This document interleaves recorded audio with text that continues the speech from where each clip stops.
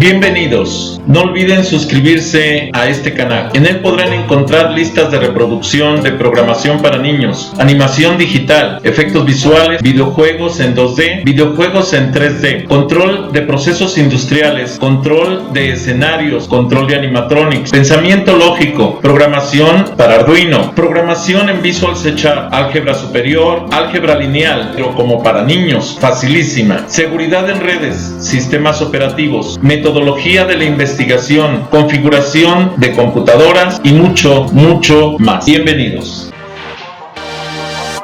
Buenos días, jóvenes. Ok. Recuerden que estamos haciendo una grabación en vivo directamente de la clase. Para ustedes es una clase normal. Esto se está grabando para el video. Es una clase normal, pueden interrumpir en cualquier momento. La pregunta que ustedes hagan, si no se escucha, yo la voy a repetir para que se escuche en el canal y voy a explicar o voy a tratar de contestar la pregunta en ese momento. La clase es una clase en vivo, está siendo grabada en el grupo, ¿qué grupo es? 5IM11 de Mecatrónica del Tecnológico de Estudios Superiores de Chimalhuacán. ¿Ok? Muy bien. El día de hoy comenzamos con el temario de máquinas eléctricas y vamos a hablar sobre lo que es la electricidad. La materia prima de las máquinas eléctricas se llama precisamente electricidad. La electricidad es lo que consumen las máquinas eléctricas para generar luz, generar un trabajo, hacer algún aspecto específico. ¿Sí? Muy bien. Bueno, pero ¿qué es la electricidad? Bien.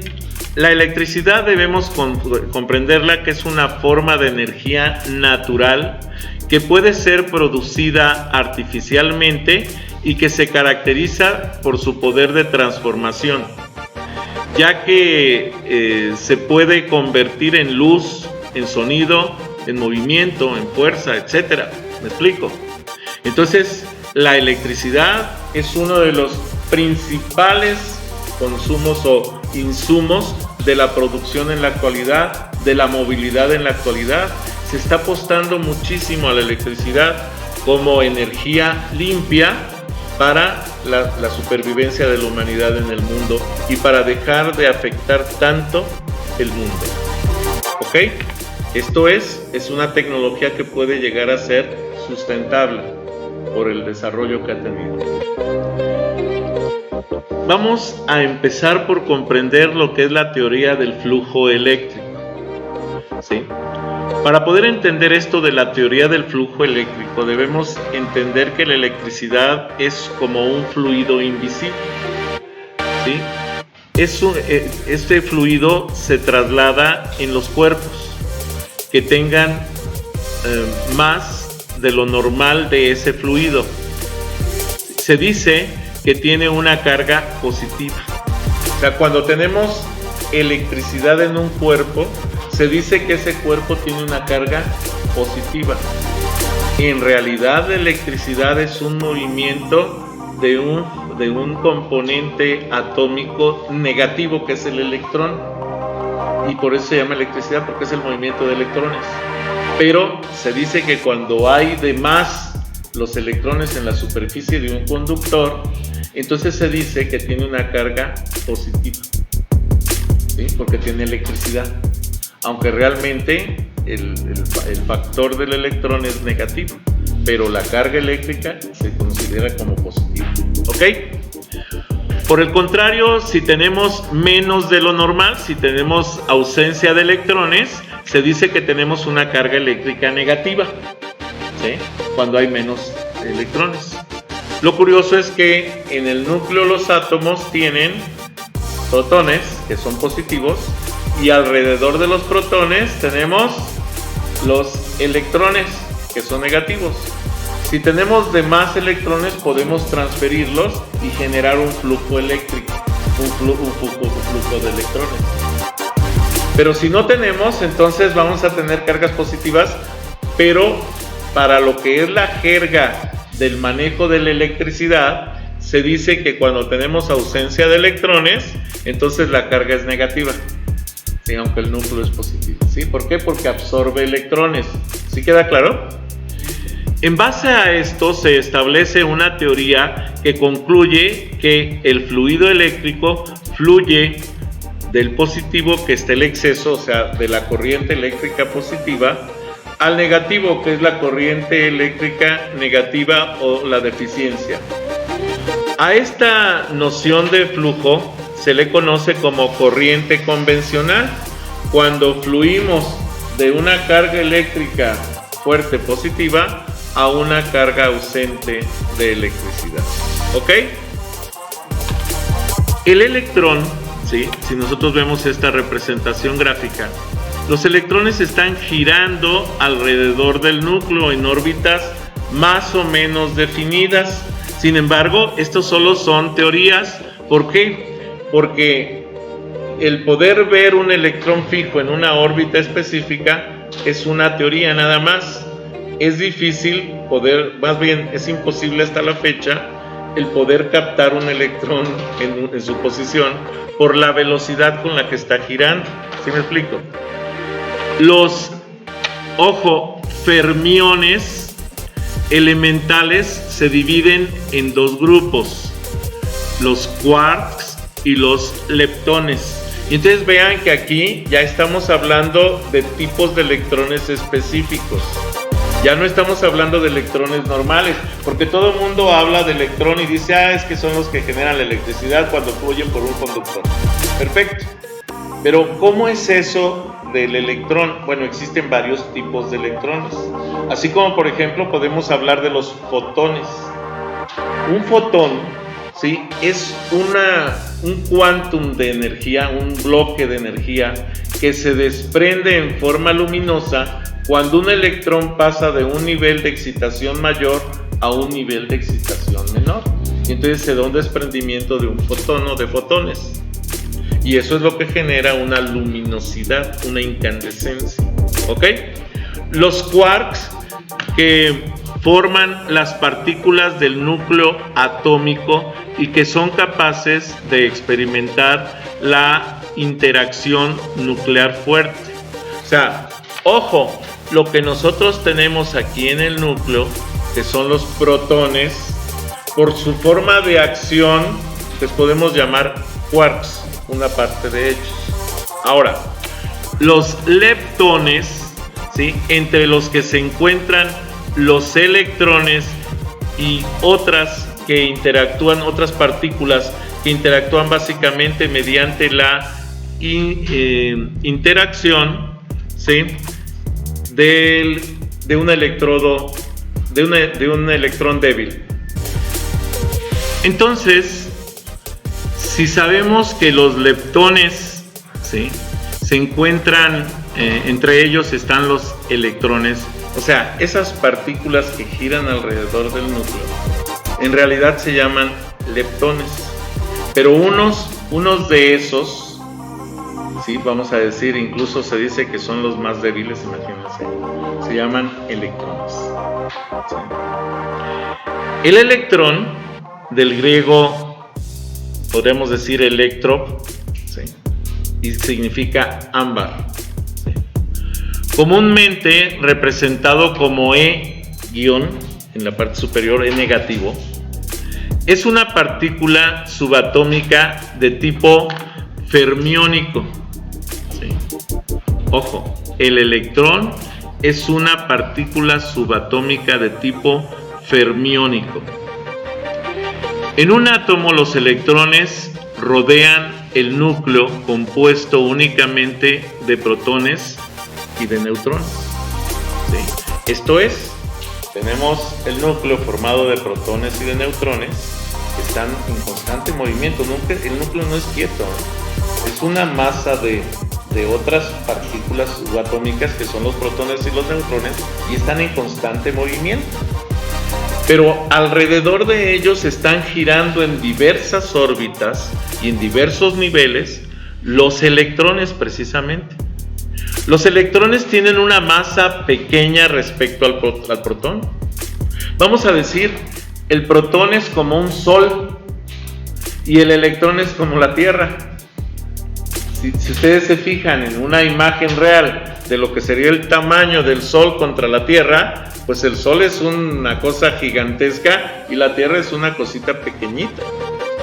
Es una partícula, vamos a decir, del Sol.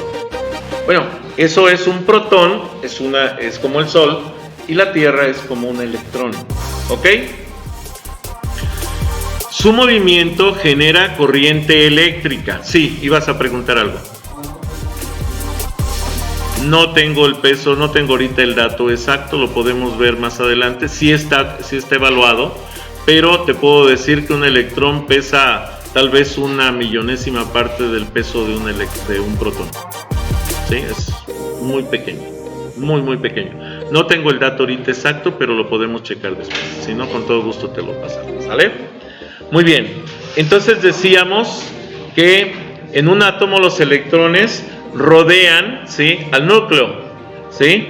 Y esto está compuesto únicamente de protones y de neutrones, el núcleo. Los electrones, decíamos, tienen una masa pequeña respecto al protón y su movimiento genera corriente eléctrica en la mayoría de los metales. Ojo, metales o conductores. ¿Qué son los metales? Los metales normalmente son estos elementos químicos que están catalogados en los grupos 1, 2 y 3 de la tabla periódica. Esos son metales, ya sean grupos A o grupos B, porque el grupo 4 de la tabla periódica se conoce como el grupo de los semiconductores o semimetales. ¿Sí? Si ustedes recuerdan, el grupo 4 de la tabla periódica es carbono, silicio, germanio, estaño y plomo. Y estos son semiconductores. Esto quiere decir que en ausencia de energía sirven como aislantes y en presencia de un exceso de energía sirven como conductores, y por eso su propiedad en los transistores. ¿Ok? Por eso los transistores son hechos de materiales semiconductores, para tener esa dualidad y servir como compuertas de paso o de cierre de electricidad. ¿Ok? Muy bien. Estas partículas desempeñan un papel primordial en la química, ya que definen la atracción con otros átomos, y esto no solo en química, en la física. La física es una fuerza, podemos estudiarla más bien desde el punto de vista de atracción entre los átomos, y vamos, esto es la ley de Coulomb, por ejemplo. ¿Qué nos dice la ley de Coulomb? ¿Alguien la recuerda?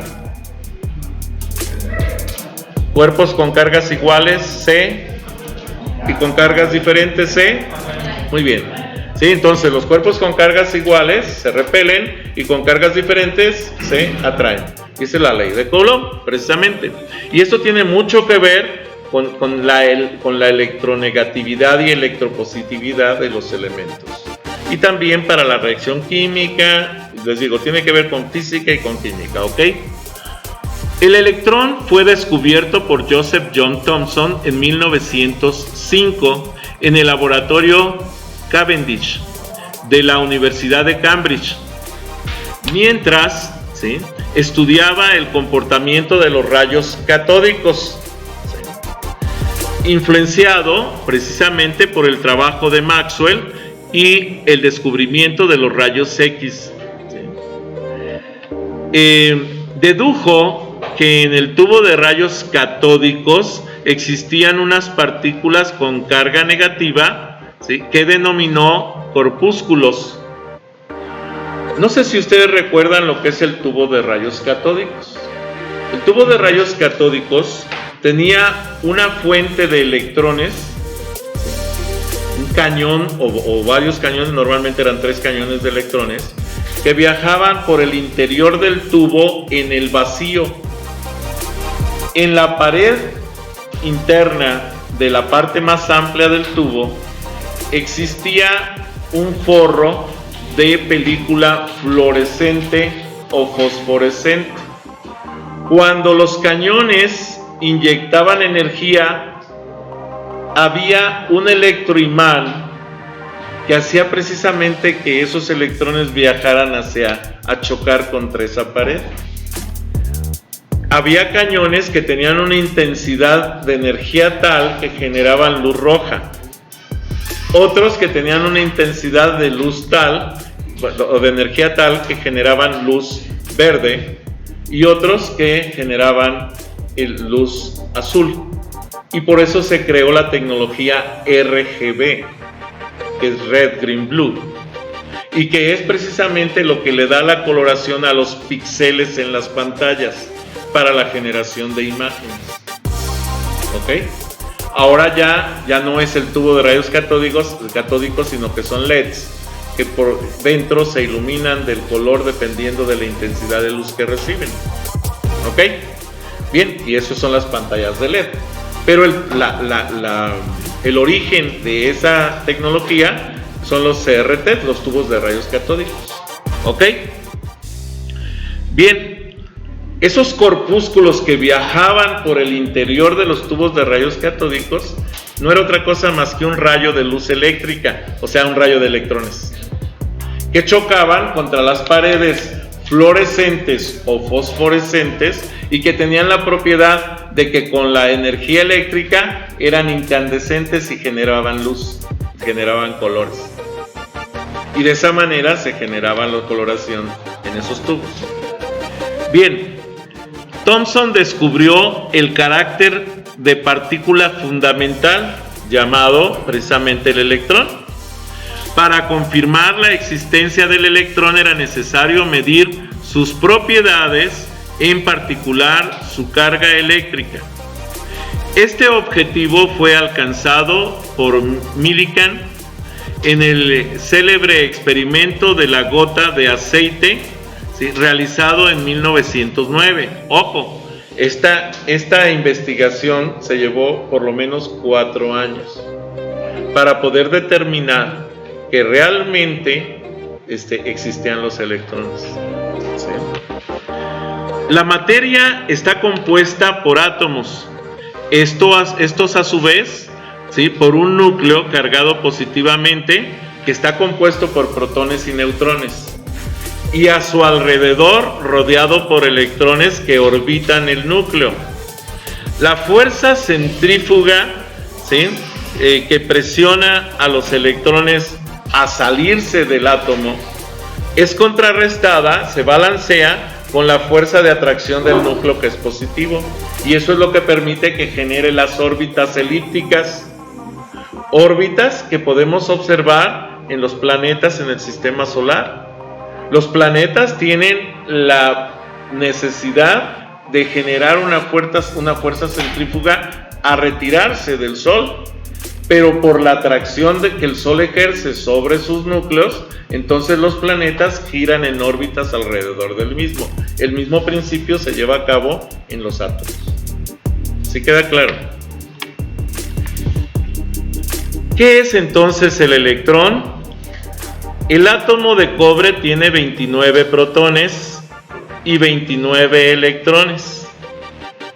28 de los 29 electrones viajan en órbitas cercanas al núcleo, pero el último electrón, el más externo, viaja en una órbita más alejada del núcleo, por lo cual casi no tiene atracción del mismo.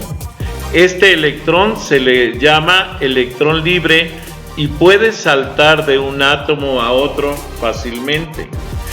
Por eso el cobre pertenece al grupo 1b de la tabla periódica, porque solo tiene un electrón libre que puede reaccionar para formar compuestos químicos, ¿sí? De hecho, se dice que, por ejemplo, el cobre tiene valencia +1 y +3, donde +1 es su valencia básica y el grupo que pertenece, y +3 cuando toma los dos electrones del siguiente nivel y que pueden reaccionar con elementos químicos cercanos. ¿Ok? Bien. Consideraciones para la distribución electrónica casera, ¿sí?, o de negocios pequeños con respecto a la electricidad. Primero, tenemos que tener cuidado en el manejo del multímetro. Porque vamos a necesitar multímetro o cualquier instrumento de medición eléctrica para poder manejar la electricidad de una manera más o menos correcta. La distribución eléctrica de baja tensión es con la primera que podemos empezar a trabajar. Y cuando hablamos de baja tensión es cuando estamos hablando de las líneas caseras. Las líneas caseras pueden ser baja tensión 128 volts, que es el estándar, ¿sí?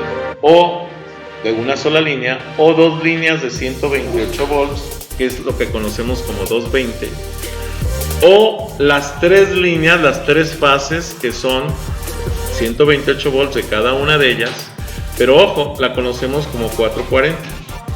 Y la conocemos como 440 porque la línea, cuando trabajamos una línea monofásica, manejamos un neutro y una línea. El flujo entre la línea y el neutro son 128 volts, porque el neutro se supone que te debe de tener 0 volts. Entonces, si el neutro tiene 0 volts y una línea tiene 128, el flujo se va a dar de 128 a 0. Entonces, el total de flujo son 128. Si yo tengo dos líneas, las fases de las líneas van a ser encontradas, de tal manera que cuando en la línea 1 tenga una cresta, en la línea 2 voy a tener un valle. Y entonces la distancia entre estas dos líneas va a ser de 128 a menos 128, y por eso son 254 voltios de distancia. Sin embargo, de esos 254, ¿sí?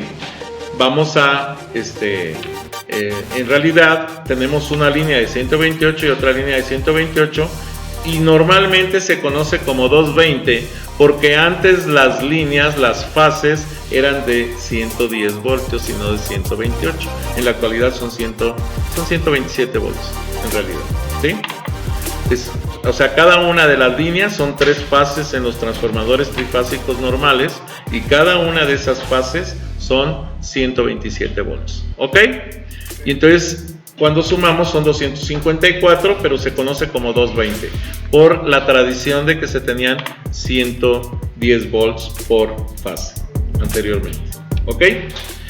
Ahora, si hablamos de la trifásica, son tres fases.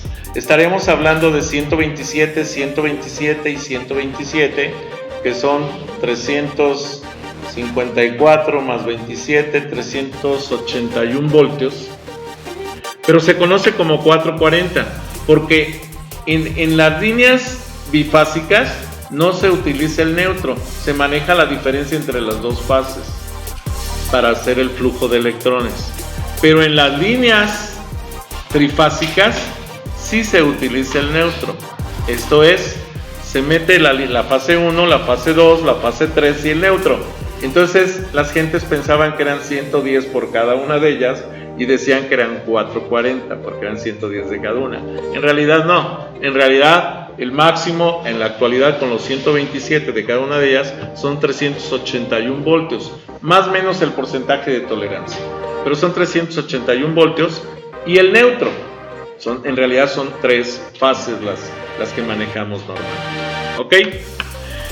Existen algunos códigos de colores para instalaciones eléctricas que vale la pena respetar, sobre todo cuando son códigos de colores internacionales.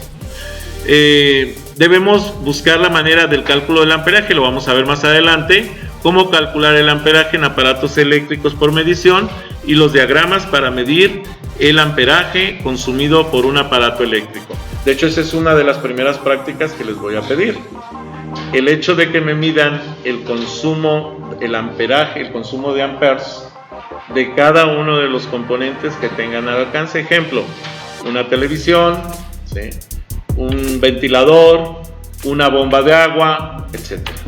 Y entonces, ojo, para medir el amperaje, ustedes van a tener que conectar esos equipos en serie. Porque para medir el amperaje necesitamos la conexión en serie. No puedo medirlos en paralelo porque en paralelo solo puedo medir el voltaje, pero no el amperaje.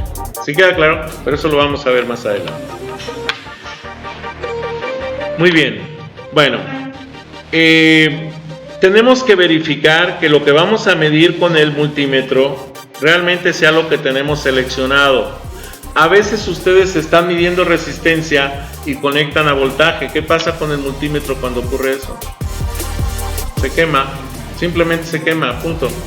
De hecho, hasta puede explotar si alguno de los componentes. Entonces, no, tenemos que tener cuidado de que si voy a medir resistencia, lo tenga en la sección de ohms. Pero si voy a medir voltaje, lo tenga en la sección de voltaje. O si voy a medir amperaje, lo tengo que tener en la sección de amperes. Y pueden ser amperes de corriente alterna y amperes de corriente directa. Entonces tengo que tener cuidado con ese tipo de cosas. Por eso hay que tener precauciones en el manejo del multímetro, porque puede ser que ustedes tengan un multímetro de muy buena calidad y que creen, lo pueden echar a perder en un momentito, porque lo quemen por una mala selección de la medición que vayan a hacer. ¿Ok? Por eso este comentario. Bien, de lo que les estaba explicando, nosotros tenemos una distribución normal de eléctrica de media tensión. Esto es, las líneas que van acá arriba, en los cables de luz de distribución, vamos, en todas las colonias, resulta que son media tensión, estas no son baja tensión. Media tensión alimenta a un transformador. Antes se distribuía el neutro también en este tipo de cableado. En la actualidad este ya no existe, porque se mete aquí una varilla de cobre, ¿sí?, de medio metro, de medio pulgada, de 3 metros de profundidad, y se conecta el transformador, y a esto se le llama neutro, porque realmente es una tierra física que está aterrizando el transformador. Lo que sí tenemos son las fases de la subestación eléctrica cercana, ¿sí?, que fue alimentada por las torres eléctricas de alta tensión. Esto nos lleva a comprender entonces que tenemos cableado de alta tensión, esas torres metálicas de cruces que vemos, que pueden ser de 25, 30 o 50 metros de altura, y que van a transportar alta tensión. Esto puede ser de los 220.000 a los 440.000 voltios. Esas llegan a las subestaciones eléctricas y se transforman a media tensión. La media tensión es la que se distribuye en esta zona de los postes, que puede ir de los 10.000 a los 13.000 voltios como media tensión. De hecho, incluso hay algunos que pueden manejar hasta 23.000 voltios de media tensión. Esta media tensión alimenta los transformadores de devanados. Estos equipos, que puede ser que sean para distribución casera o que puede ser que estén en las subestaciones eléctricas de las plantas industriales, para su transformación directa a lo que es baja tensión. La baja tensión va a llevar de los 13 a los 23.000 voltios, la va a bajar a 127 voltios por fase. Existen transformadores monofásicos, bifásicos y trifásicos. ¿Sí? Esto es que pueden manejar una fase o 2 fases o 3 fases. La mayoría de los transformadores de distribución estándar son trifásicos. Sin embargo, ya en la actualidad, en muchos lugares donde hay poca población o pocas casas o poca distribución de energía eléctrica, la Comisión Federal de Electricidad instala transformadores monofásicos o bifásicos, porque solamente utiliza una o 2 fases. En lo personal, yo creo que los monofásicos no dan la utilidad correspondiente, porque al menos yo distribuiría a 2 fases. Una fase para el servicio casero, el servicio habitacional, y otra fase para el alumbrado público. Desgraciadamente, en algunos casos, tanto el alumbrado público como el servicio casero se alimentan de la misma fase. ¿Cuál es el problema? Que aumenta el consumo en esa línea y entonces se reduce realmente el voltaje real que se está entregando a los consumos caseros. Estos son detalles que tenemos que cuidar.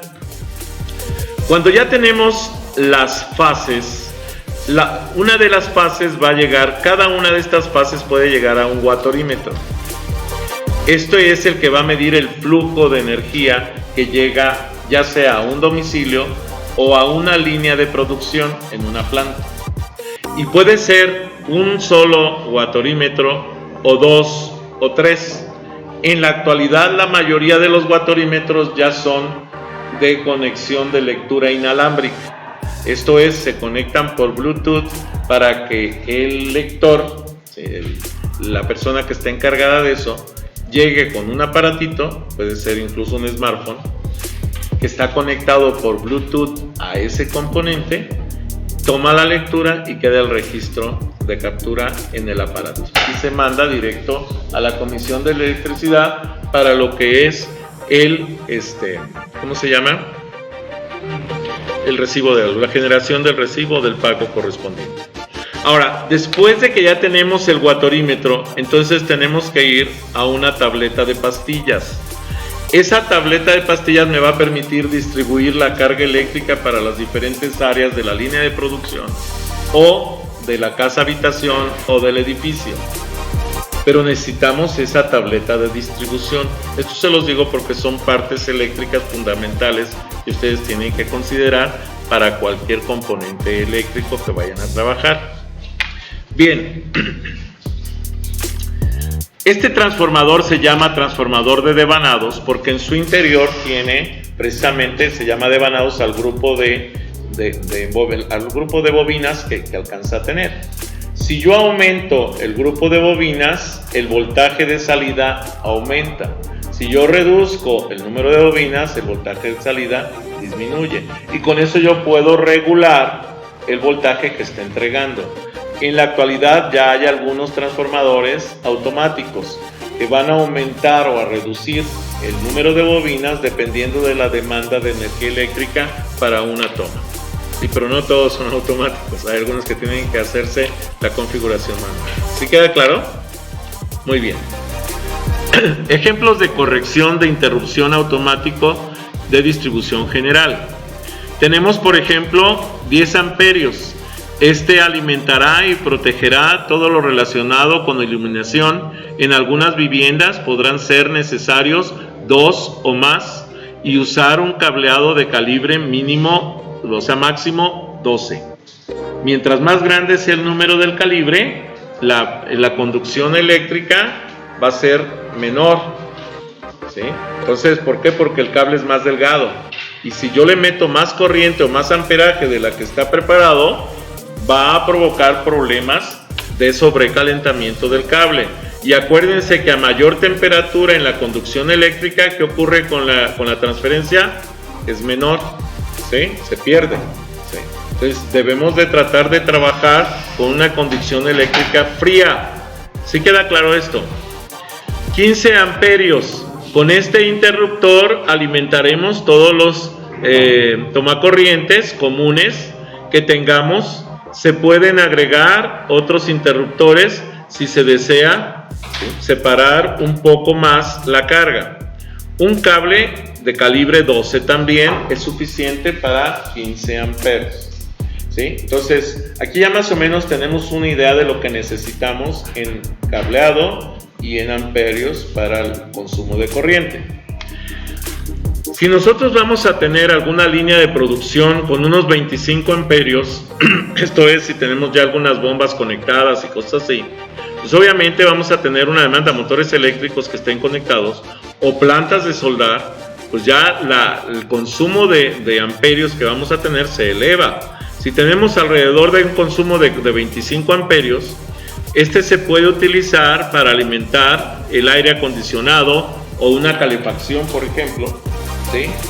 Pero obvio, ya la cantidad, incluso podemos trabajar los 12, un calibre 12, pero yo recomiendo ahí ya que empecemos a pensar en un calibre 10 para que podamos aumentar la cantidad, la conducción, ¿ok? Si vamos a trabajar 35 amperios, la función de este es alimentar, ¿sí?, el calentador, por ejemplo, de agua, un calentador eléctrico, con 110 voltios. Además, se incluirá, por ejemplo, una tierra física. En algunos casos podría utilizarse uno de menor amperaje si el calentador lo permite, o sea, si estamos hablando de calentadores eléctricos, que quede claro. El ejemplo que estoy trabajando aquí, vean que estoy utilizando lámparas o conectores para, por ejemplo, taladros, para licuadoras y cosas así, uso doméstico.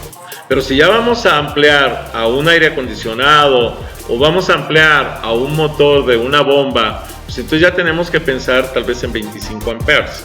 O si queremos utilizar ya algo más fuerte como un calentador eléctrico, entonces ya estaremos hablando de utilizar unos 35 amperes. Por ejemplo, el calibre de cable número 10, ¿sí? El voltaje, vamos a decir, el bateaje dice aquí, el voltaje, si se tiene un voltaje mayor a 2000, entonces debemos utilizar un calibre del número 8. Si tenemos un voltaje menor a 2000 voltios, entonces sí podemos trabajar un calibre número 10. Sí, hay que tener mucho cuidado con eso por la relación que hay entre el voltaje que estamos alimentando, pero también, ojo, el amperaje que vamos a consumir, porque si no nos va a sobrecalentar los cables, ¿ok? El interruptor automático, por ejemplo, no vamos a poder meter uno de 35 amperios. El más cercano es el de 40 amperios. Entonces meteremos un protector, un interruptor automático de corriente de 40 amperios. ¿Qué es un interruptor automático? Tenemos también de 20 amperios, de 25, de 30, de 35, de 40, ¿sí? de 15 y de 10. ¿Pero qué es esto? Son las pastillas térmicas que les llamamos, y que donde conectamos las corrientes, cuando tenemos un sobreconsumo de energía, se sobrecalienta el componente y se dispara el paro. Y entonces suspende la alimentación eléctrica para no provocar un corto eléctrico, ¿ok? Los 25 amperes, proporcionará energía, por ejemplo, a una estufa, una cocina eléctrica únicamente. Incluso puede estar recibiendo hasta 220 voltios.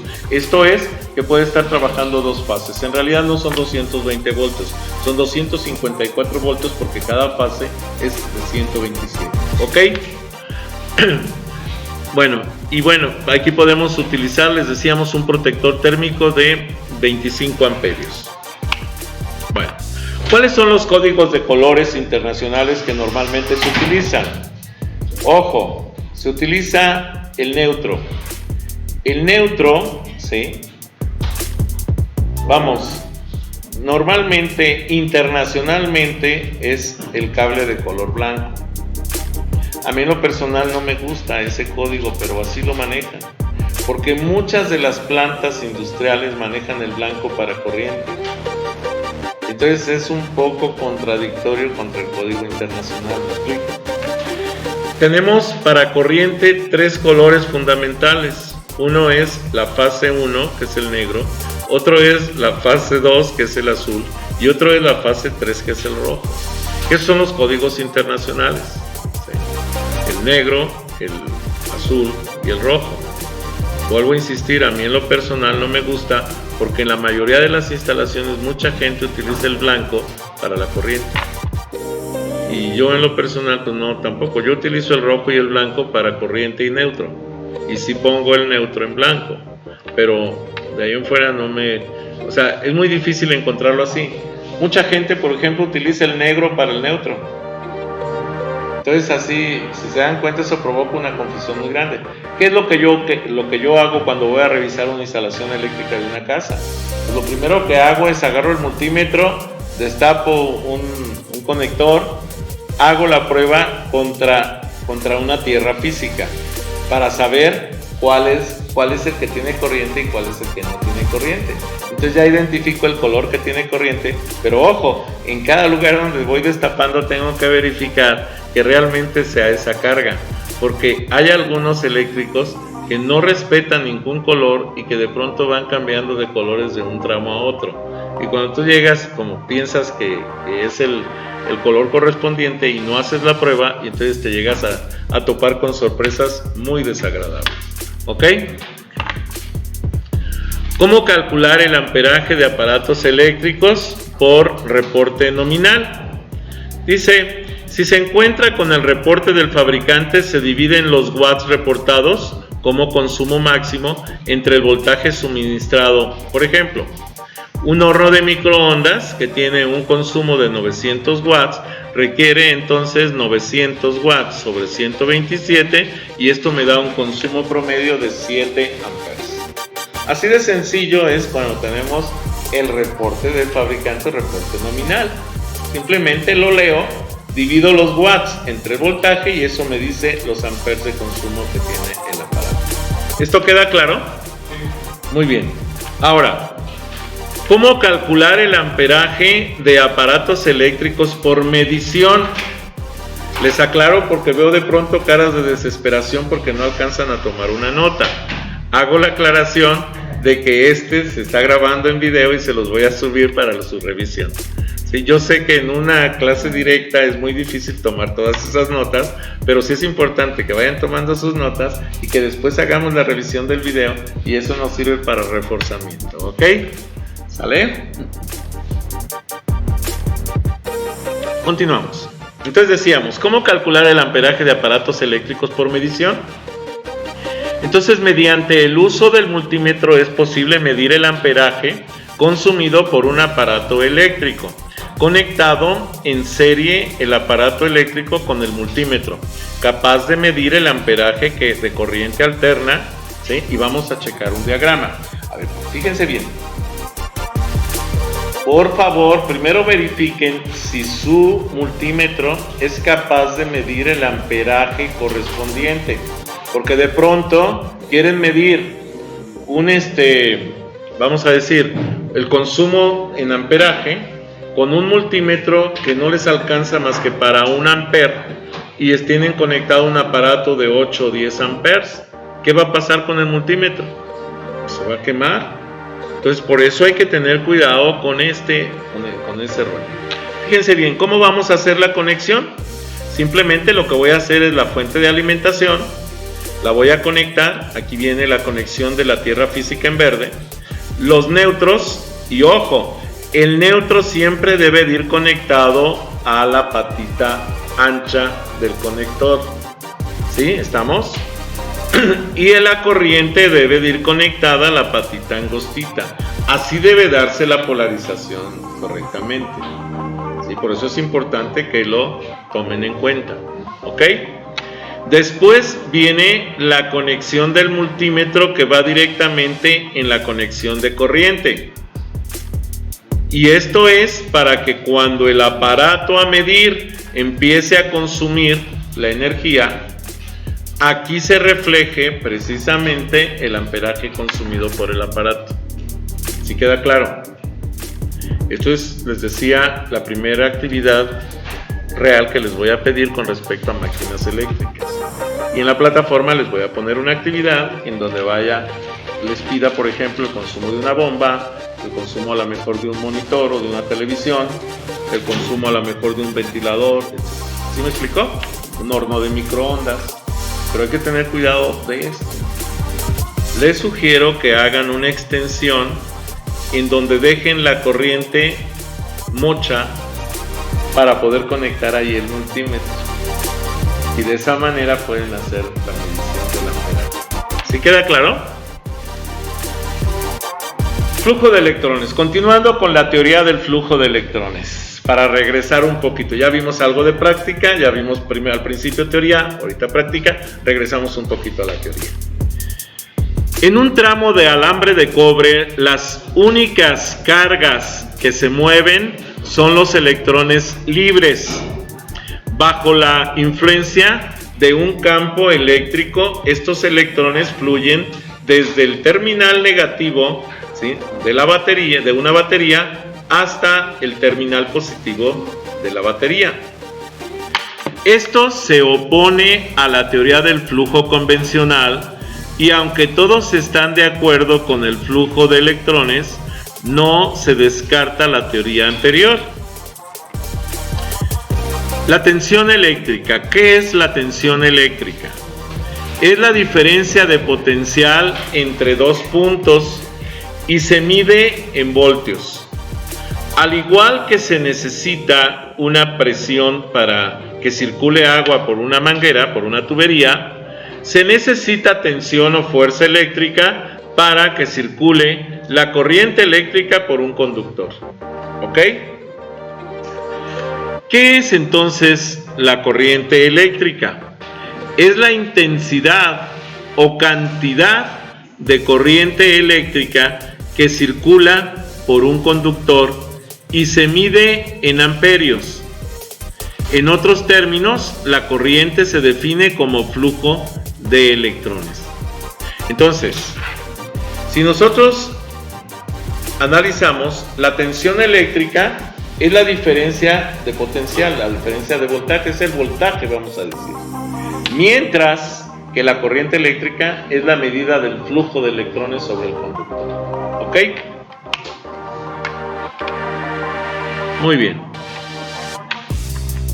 Existen varios tipos de corrientes. La corriente que vamos a analizar en este momento se llama corriente directa o corriente continua. Hago la aclaración. No es lo mismo la corriente directa que la corriente continua. Son parecidas, pero no iguales. Hacemos la aclaración más adelante. La corriente, el DC, que abrevia lo que es corriente directa, es un flujo de corriente en una sola dirección. Es decir, se mantiene como un impulso constante del polo positivo al polo negativo. Aquí tenemos, por ejemplo, el tiempo y el voltaje. Aquí tenemos una corriente constante y aquí tenemos un pico de corriente, ojo. ¿Sí? Las paredes verticales en una gráfica de este tipo representan picos de corriente. Las verticales ya sean hacia arriba o hacia abajo.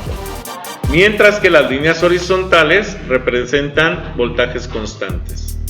O pueden ser en crecimiento o en decrecimiento, pero son más o menos constantes. ¿Está claro? Sí.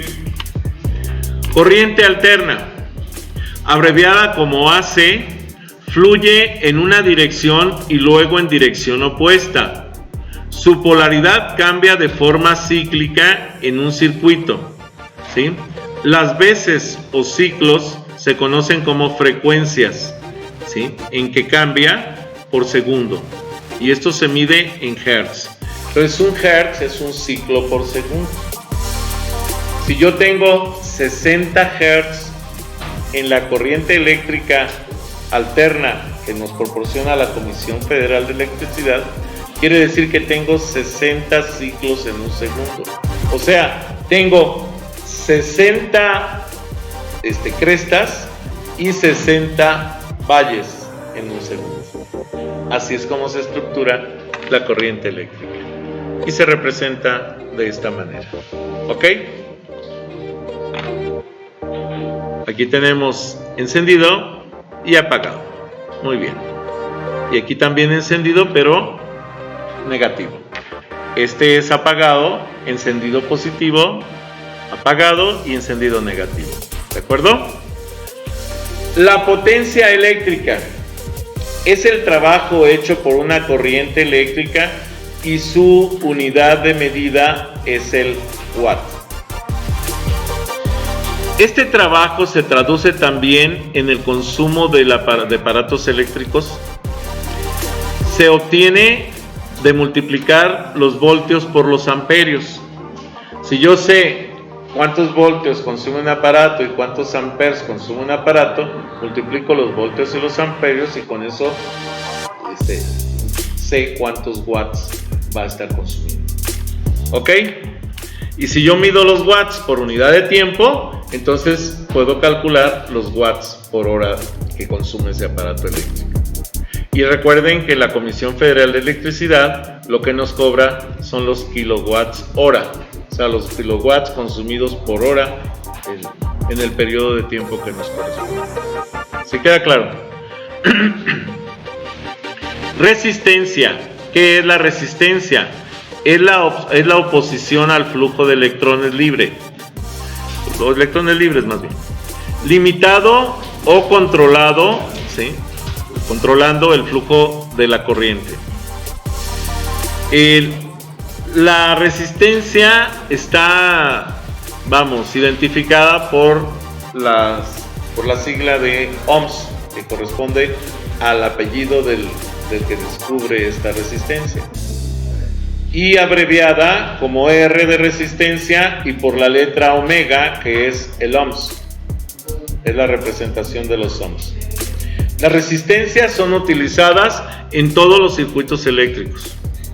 No existe un circuito eléctrico que conozca el ser humano que no tenga resistencia.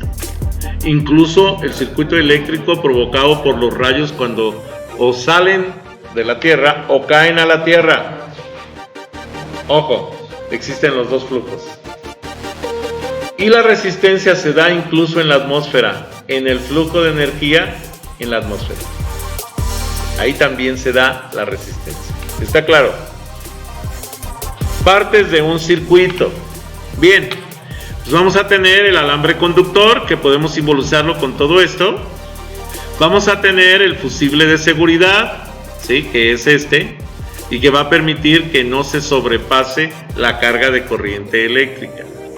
Vamos a tener un interruptor, que es el que permite o no el pase de corriente. Vamos a tener la carga, y la carga en este caso está representada por el foco y el alambre de retorno. Aquí está. Entonces tenemos conductores, conductor, la fuente de energía eléctrica, el fusible de seguridad, el interruptor y la carga eléctrica. ¿Está claro? Para cada uno de los análisis que ustedes hagan de cualquier componente eléctrico que vayan a analizar, quiero que me identifiquen cuáles son todos sus componentes, porque de pronto ponen el componente pero no sabemos ni cómo está conectado, ni dónde está conectado, ni cómo, nada. Entonces aparece ahí y pareciera que está sustentado en el aire como Goku en la nube, y eso pues no nos sirve, ¿sí? O sea, necesitamos saber de dónde a dónde fluye la electricidad. ¿Ok? Bueno, conductor es un material que permite el flujo de electrones libres. Los alambres son el mejor ejemplo de conductor de corriente. Estos tienen átomos inestables que permiten el flujo de un punto a otro. Muchos metales son buenos conductores, como la plata, el cobre, el aluminio, el hierro. Recuerden, por ejemplo, que el aluminio es el grupo 3 de la tabla periódica, por tanto se considera metal. ¿Sí? Y sí, en la actualidad, uno de los principales conductores que se utilizan para distribución eléctrica es el aluminio, porque es muy barato y así no se lo roban tanto como el cobre, que es muy caro.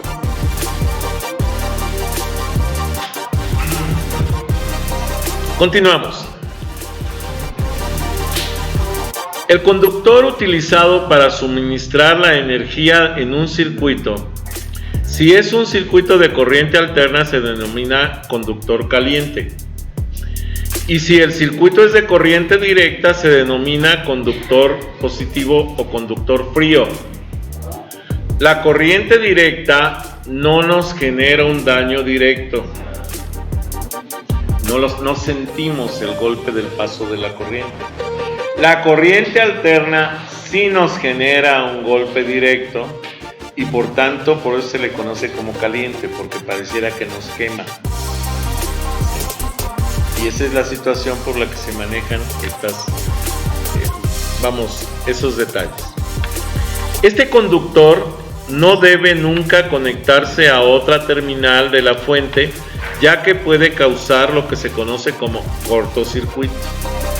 Y es uno de los detalles en los que no tenemos permitido, si vamos a trabajar máquinas eléctricas, no se vale que no estudien cómo funciona su máquina eléctrica antes de conectarla. Aquí no hay excusa. Es que no me fijé, eso no existe. Eso no se vale. ¿Sí? No se vale que ustedes hagan un cortocircuito. O sea que primero se estudia el flujo de energía en un componente para que después podamos hacer la conexión correspondiente. ¿Sí queda claro? Los aislantes. Es un material que resiste o detiene el flujo de electricidad. Los átomos de los aislantes son muy estables y no permiten el flujo de electrones fácilmente, ¿sí? El aislamiento en los alambres está diseñado para prevenir flujos eléctricos fuera del centro del conductor. Un ejemplo del aislante puede ser el aire, vidrio, plástico, caucho y porcelana. Esos son materiales aislantes que te permiten trabajar o dejar la energía dentro de los demás sistemas. ¿Está claro? Ampacidad. La ampacidad es la corriente en amperios que un conductor puede soportar continuamente en uso normal, sin exceder la capacidad de temperatura. Este valor depende del área seccional, o sea, del corte que hagamos del conductor, ya sea de cobre o de aluminio, y del tipo de aislamiento alrededor del conductor. La ampacidad no debe ser menor, ¿sí?, a la máxima carga alimentada por el conductor, porque si la ampacidad es menor y yo le meto una carga corriente mayor, pues ¿qué va a pasar con el conductor? Se quema. ¿Sí queda claro? El tamaño de un conductor. El diámetro de un conductor es generalmente dado por una unidad llamada mil, que representa una milésima de pulgada. Los números de los calibres de los conductores son expresados en la norma americana que se conoce como American Wire Gauge. Esta norma AWG es la que más se utiliza para las cargas eléctricas en Latinoamérica y en América del Norte. Mientras más grande es el número, más pequeño es el calibre, o sea, más delgadito es el cable. Mientras más grueso, mientras menos grande es el número, mientras más pequeño es el número, más grueso es el cable conductor. ¿Sí queda claro? Fusible. ¿Qué es un fusible? Este es utilizado para proteger un circuito de daños por exceso de corriente. Cualquier problema hará que la corriente aumente, haciendo que el elemento del fusible se queme. Dentro puede ser un filamento de este tipo o recto, que va a tener la característica de que si aumenta el voltaje, aumenta la temperatura, se funde ese filamento y se desconecta. Y para eso es precisamente la protección del fusible. Y por consiguiente interrumpe el flujo de corriente en el circuito. El interruptor. Este dispositivo es utilizado para conectar o desconectar la fuente de energía en un circuito. ¿Ok? La carga. La carga del circuito puede ser una bombilla, una toma corriente, un solenoide, un zumbador, un motor, etc. Es el dispositivo que se quiere alimentar con corriente, ya sea para crear luz, movimiento, sonido, etc. Y eso se conoce como carga. ¿Sí? Puede ser que sea un conjunto de componentes que se estén conectando a un sistema de alimentación de energía eléctrica y se conoce como carga. El alambre de retorno es el conductor que cierra el circuito de la carga con la fuente de voltaje. Si es un circuito de voltaje de corriente alterna, se le llama neutral o neutro, y es un conductor aterrizado en el cual no hay voltaje, normalmente debe estar a 0 volts. Si existe voltaje en el neutro de la corriente alterna, a ese se le llaman armónicos y actúan en contra del voltaje recibido por la fase. Los armónicos actúan en contra del voltaje recibido por la fase. Si es un circuito de corriente directa, ¿sí?, simplemente es un alambre que va a la tierra física o masa del componente para el cierre del circuito. Conductor a tierra. es sin duda el conductor más importante que debe existir en una instalación eléctrica. Su función principal es la de seguridad. Si existe algún problema con el alambre conductor, ¿sí?, alambre caliente o corriente que circula en el aparato hacia la cabeza del mismo, dicha corriente será dirigida hacia la tierra física, ¿sí?, por este conductor, y evitando que el usuario sufra un shock eléctrico. Por eso los sistemas eléctricos deben de estar aterrizados. La mayoría de los sistemas eléctricos, incluso aquí mismo, los conectores eléctricos no están aterrizados. Circuito en serie. Tiene solo un camino de recorrido para la corriente. Si más de una carga o componente es conectado en este circuito, toda la corriente fluirá a través de dicho camino. En este caso estamos hablando de que recorre todo el camino, va a pasar por todos estos, vamos a decir, cargas, y esto es lo que va a ser el circuito completo, que es lo que está aquí, en esta zona inferior. Esta zona inferior precisamente está la carga consumiendo, y aquí está sin consumir, apagado, encendido. Circuitos en paralelo. Este circuito tiene más de un camino para la corriente eléctrica, y entonces en cada uno de los caminos puede haber una carga distinta. Esos se conocen como circuitos en paralelo. En los circuitos eléctricos en serie, si yo desconecto un switch, se apaga toda la carga. En los circuitos en paralelo yo puedo tener un switch para cada una de las cargas y ser cargas independientes, y van a funcionar. ¿Ok? Bueno, la ley de Ohm es una simple fórmula, ¿sí?, usada para expresar la relación entre el voltaje, que es el voltaje, la corriente y la resistencia, ¿sí? El voltaje, la corriente, que es la intensidad, y la resistencia. Aunque no se necesite hacer cálculos cuando se está trabajando en un circuito eléctrico básico, se hace necesario comprender esta fórmula al momento de diagnosticar algunos problemas de dichos circuitos. Porque aquí vamos a tener problemas de voltaje, o problemas de intensidad, o problemas de resistencia. Y tenemos que saber identificar cada uno de esos circuitos, de esos componentes. Bien, en un conductor recorrido por una corriente eléctrica, como se muestra en la figura, la intensidad de la corriente eléctrica y la intensidad de la corriente eléctrica que circula es directamente proporcional a la diferencia de potencial, o sea, al voltaje. Mientras más grande es el voltaje, más grande es la intensidad. Sin embargo, es inversamente proporcional a la resistencia.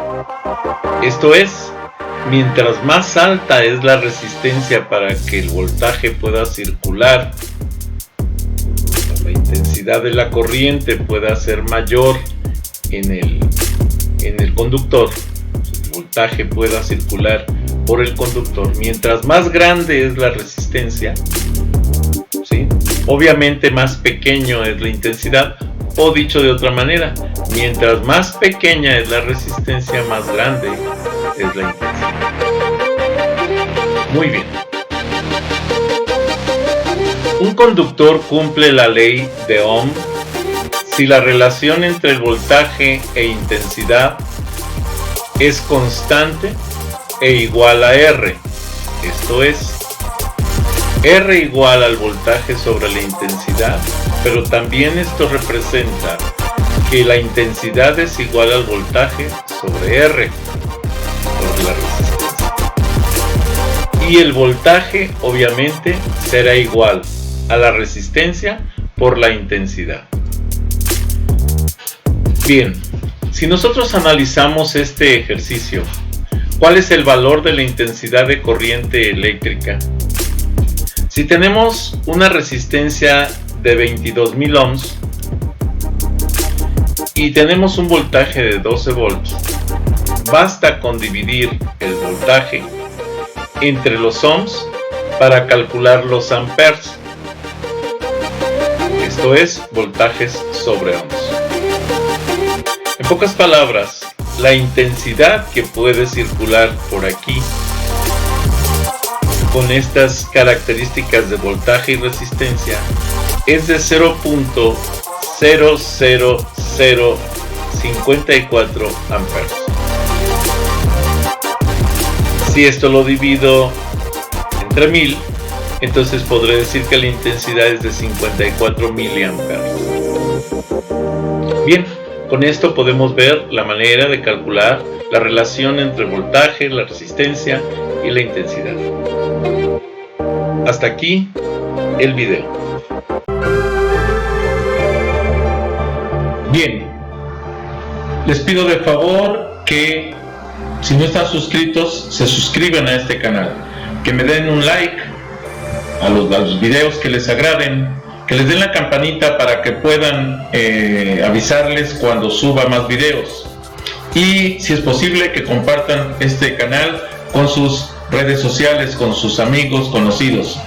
Recuerden que pueden seguirme en Facebook, pueden seguirme en propio Facebook con las páginas Videoteca Valencia, TICS para principiantes, Twitter, Tumblr, Pinterest, G5, LinkedIn. Los links de estas conexiones de estas redes sociales se los dejo en la descripción del video. Gracias por haber visto este video.